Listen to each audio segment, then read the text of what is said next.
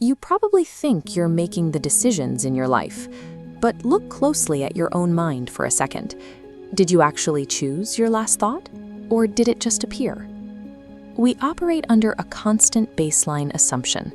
We believe we consciously control our choices, deliberately navigate our paths, and author every action we take.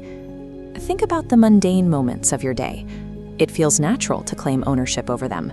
You constantly tell yourself, "I decided to do this," or "I accomplished that." But I want you to examine those claims under a microscope.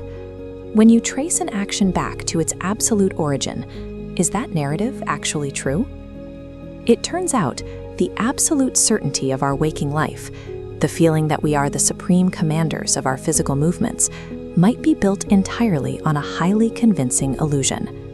Just look at the actual mechanics of a typical morning. Notice what happens the exact second you wake up and your hand instinctively reaches out for your phone. The scrolling, the quick reactions to messages, the immediate words you speak, all of this occurs instantaneously.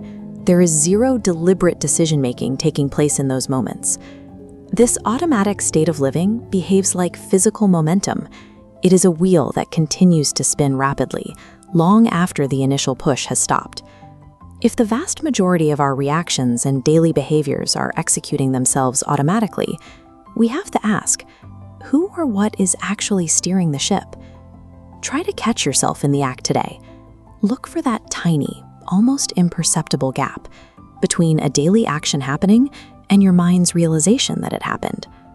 When you separate the biological reflex from your conscious intention, a startling reality emerges.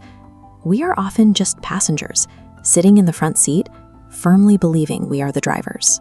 To understand how this autopilot functions logically, we can look to an ancient philosophical framework known as Sankhya. This framework defines a concept called Prakriti.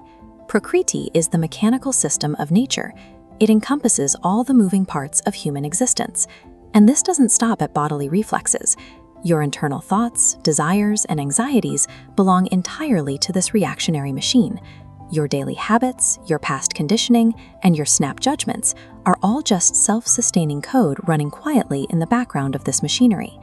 Every single thing we traditionally consider taking action is actually just nature executing a pre-written biological and psychological script, which leads to an obvious problem. If the physical body and mental processing are fully automated, why does it feel so intensely like we are in control? The answer lies in a clever psychological sleight of hand. It is a very quiet, very persistent voice, known as the ego. Break down the exact chronological timeline of a choice. The machinery processes the incoming information, the mind makes a calculation, and the body acts. That all happens first. Then, a split second after the action is already initiated, the ego steps in to claim authorship of the event. The biological reflex does all the actual work, and then the ego slaps an "I am doing this" label squarely onto the finished product. The ego is simply a narrator pretending to be the author. It retroactively translates automatic, mechanical reflexes into a fabricated identity. The ancient tradition of Vedanta offers an exit from this cycle. It suggests that you aren't the one doing the work, you're the one observing it. It defines the true self as Purusha, the silent witness. This witness observes the machinery of life, but does not turn any of the gears.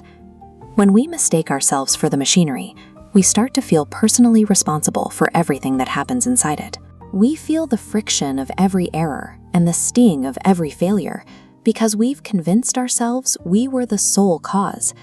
If you believe you are the one turning every wheel, then every breakdown becomes a massive personal failure.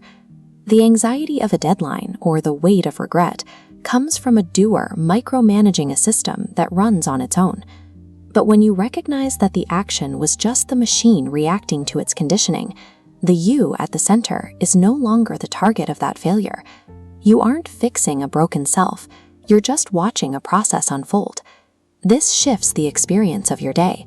Life stops being a high-stakes project that you have to aggressively control and starts feeling more like a movie you're watching in a theater. You can let go of the steering wheel because you realize the car is already on tracks.